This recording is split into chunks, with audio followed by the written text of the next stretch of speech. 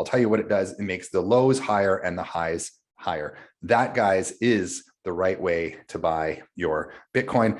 Hey, cash flow hackers. Hello, Life 180. This is Cole. Something about this video may seem strange to you. I'm not with Chris. Yes, I am branching out a little bit.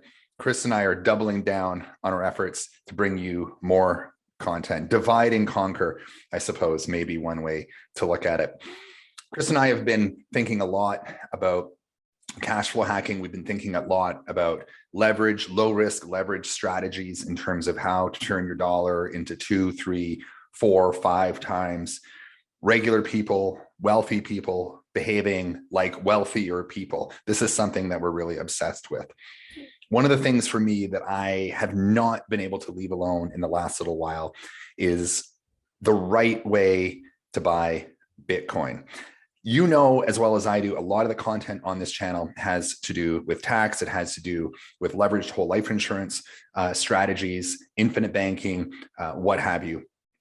We're branching out with cash flow hacking, and actually we have a book coming out very shortly in the next couple of weeks, very specifically around turnkey real estate investing, using whole life insurance, keeping that cash flow moving, reducing risk, increasing opportunity, reducing opportunity cost, obviously keeping flowing, using $1, 2, 3, 4, 5 times. Obviously, turnkey real estate is a passive income dream. It's turnkey real estate has been the promise for the lover of passive income for a very long time. But the question is, I mean, is it really that passive?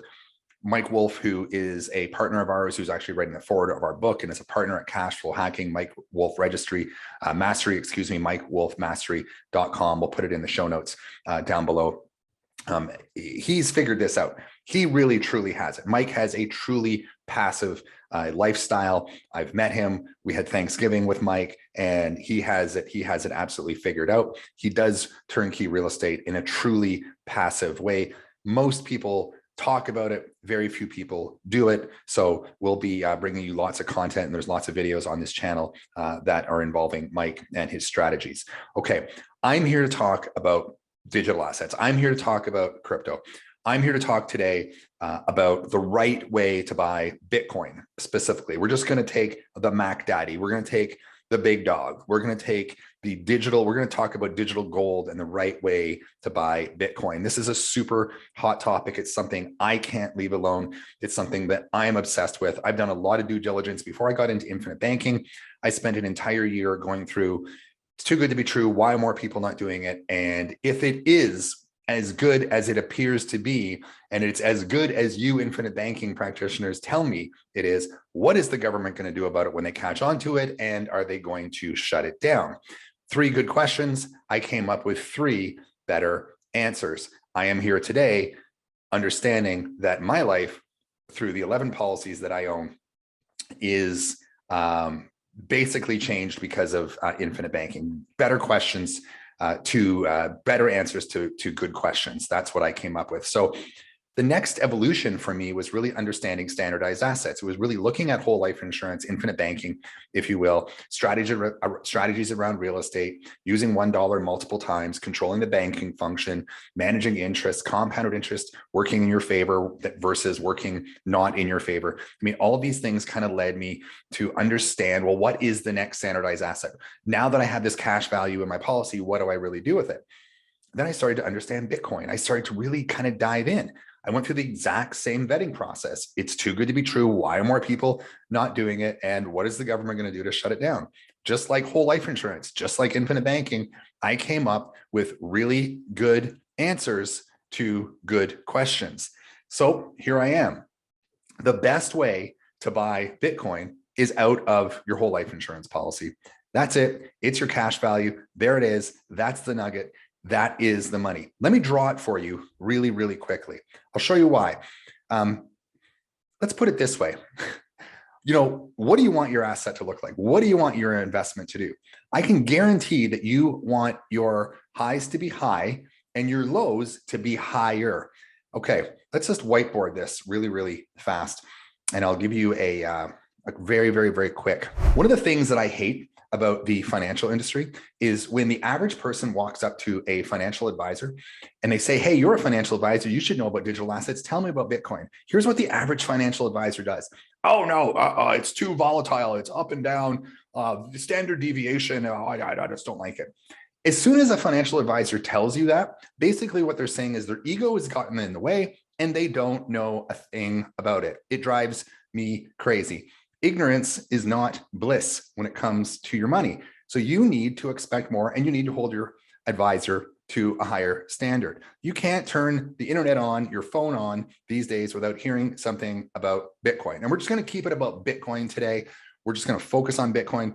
There's a lot of information out there on metaverse, NFTs, Web3, DeFi, smart contracts. We're just going to keep the whole thing today focused on Bitcoin. So here's what the advisor kind of has just described to you.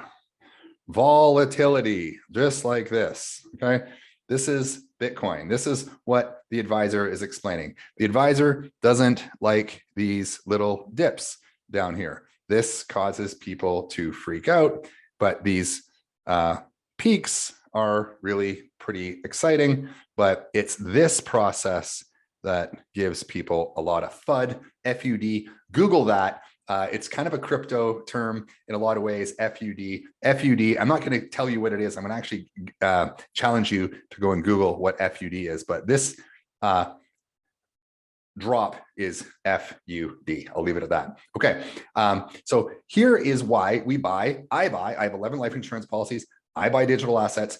Why I buy Bitcoin is out of my whole life insurance policy is simply for this reason. So I just drew here, and I'm still drawing this roller coaster, and it is, hey, today as I film this is December 11th, and 2 weeks ago or so, we had close to a 20% drop. Yeah, that's a lot of FUD. That's pretty frightening stuff for the average person. I've been in it long enough now to just not even really notice it. I don't look at my phone every day. I don't look at the price of Bitcoin in a day. I'm hodling. That's another kind of crypto term that you should kind of Google. Kind of means holding. It's kind of a funny reason as to why crypto people call hodling, but look into that, H-O-D-L-I-N-G. It's kind of a funny thing. Again, do a little bit of homework on hodling. I'm just long. I'm just long on Bitcoin. I don't need to look at my phone every day. I get it. And part of the reason is because I buy my Bitcoin out of my whole life insurance policies. So my Bitcoin is doing all this craziness, this volatility, these 20% swings. Now, here is what my whole life insurance policy is doing. All right. Take a look at that line. That's my whole life insurance policy. My whole life insurance policy for the company that I own my policies with for 200 years, close to 200 years, has been paying a dividend. They haven't missed a dividend. They haven't missed a dividend through COVID, through subprime mortgage crisis in 2008, 2009, through world wars, cold wars, what have you. They pay a dividend, and that dividend somewhere around 5-6%. It kind of works with the consumer price index and kind of works with inflation. So that being said, we should be seeing the dividend of these life insurance companies going up because the consumer price index or inflation now at today, I think, is around 6.8%. In January, inflation was around 1.4%. So kind of frightening stuff. But it's not frightening if you own a whole life insurance policy and you're buying your crypto, because now think about this here. This line is my 5 or 6% in the dividend. What in fact is this line doing? Well, it's basically, let me see if I can find an eraser here. It's basically, what it's doing is it's taking all these losses here and it's wiping out all these losses. If you really think about it, if you're drawing a line right through the middle of the valleys of your investment, you're really offsetting your investment. You're making the lows higher and the highs higher. So you can take this 6% and you can remove it from here and you can put it right up here on top of your investment. So this is going to be a bit higher. This is going to get smooth. This is going to get smooth. This is going to get smooth, smooth, smooth, smooth. So this is the right way to buy digital assets. The right way to buy digital assets is out of your whole life insurance. The right way to buy Bitcoin is out of your whole life insurance policy. So next up, I want to talk about something. We talked about the dividend scale of the life insurance companies. Now I'm going to talk really simply about the, well, it's not a dividend. It's called the compounded average growth rate of Bitcoin. The compounded average growth rate of Bitcoin in the last 10 years has been about 200%. For those of you that do not understand compounded average growth rate, basically what it means is that if you take gains or you take alpha out of your investment and you reinvest that gain, you strip out the alpha and you reinvest that gain. You let it ride, as it were. So for those of you that have been in and around Bitcoin for the last 10 years, your money essentially has grown or tripled every year on average for the last 10 years. To give you some perspective, Tesla has a compounded average growth rate over the last 7 or 8 years, approximately the same period of time of around 58 point something percent. I can't remember exactly what it is. And that's one of the highest in the, say, fiat stocks or traditional stock market. So that gives you a little bit of perspective. Now, is it still better to buy your Tesla stock, which does have some volatility to it? It does have some standard deviation. It has been historically a relatively volatile tech stock. It's smoothed out a little bit now just because Elon has seemingly done a pretty good job getting things stabilized. But, who knows? Another big dump of money into SpaceX or, some kind of blip on one of his privately owned companies. Maybe that will create some more, or, a blip up or a blip down. Who knows what that will do for the price of his Tesla stock. And then do you want to be owning that stock, your Bitcoin or your Tesla, out of a whole life insurance? What does it do? I'll tell you what it does. It makes the lows higher and the highs higher. That, guys, is the right way to buy your Bitcoin. There's one last little calculator that I wanted to show you really quickly in and around this subject.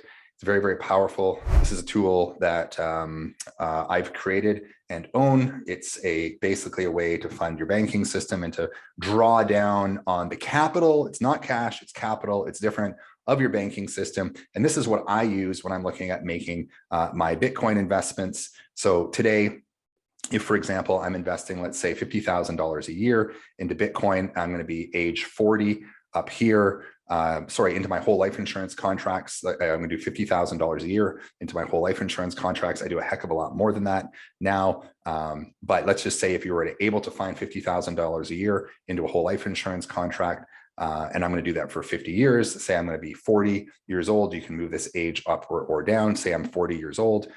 As an example, and I want to see the values of my investment at, say, age 80. I'm going to call 80, say, age of retirement. I mean, most people watching this video are never going to retire. You're entrepreneurs. Retirement is like a swear word. It's like a 4-letter word, and you would never do it. Not a 4-letter word like MATH, more of a 4-letter word like SHI. Well, you get the idea. Now the chart is what it's showing us here right away is that basically over $50,000 a year at 20 years, what we actually have now is a tax-free net worth of about $4.725 million. And you have cash assets or liquid capital here of $3.5 million. Okay. Now, my question then, if I go over here to the next slide, to the next piece of the calculator, is that we did this. Let's put the deposit years up to 20 years. We did $50,000. Now the age I want to start my tax-free retirement, in this case, say I want to start drawing down on this system at age 75 here, but I do also recognize that I would like to leave the next generation a stewardship piece of, say, $2 million behind. Now, remember what I said about the compounded growth rate. All I'm showing you right now is a way to capitalize your banking system so you can actually buy Bitcoin. So the lows are higher and the highs are higher. Now what you've done is you've capitalized your banking system. Let's go down and take a look at the annual tax-free income potential of this system alone. Here is $112,000. Now, we talked about the compounded average growth rate. If you were, say, dollar cost averaging into Bitcoin, even at a fraction of this $50,000, and Bitcoin still did what it has done historically over the last 10 years, and you were limping in to Bitcoin on a dollar cost average basis of, say, even $10,000 a year, what would that look like over a 20-year period at a 200% compounded average growth rate? Well, that number is going to take essentially these numbers down here. And this is the most important one right here. This is the number I love to look at the most, is for every dollar in, what are you getting back? We talk all the time as infinite banking people, as digital asset people, as standardized asset people, as non-inflationary asset people about how to use $1 2, 3, 4, 5 times. Well, here right away, you're using $1 4.82 times right here. Imagine if just not 50,000, but imagine you were drawing down on this. Maybe you were taking the $112,000 and putting that into Bitcoin, and you're going to run a compounded average growth rate on that money of $200,000. You're going to take this equivalent before tax wealth generated of $6 million in this case, and you're going to take that number and you're basically going to triple that number every year for 20 years. That's a big, big, giant number. So once you see it, it's really hard to unsee. We're going to bring you more content in and around standardized assets. The thing about Bitcoin and whole life insurance is they look, smell, taste, and act just the same. Basically, in the crypto community, you hear a lot of language on becoming your own banker. It's the exact same language that's happening finally because of the late, great R. Nelson Nash, who discovered infinite banking some 30 years ago. We need to be able to marry these two non-inflationary standardized assets to provide people with a relationship with capital that they have not had before. Best place to buy your Bitcoin is from your whole life insurance contract. I do it every day, so should you. Have a great day. Be blessed. So happy I could share this with you.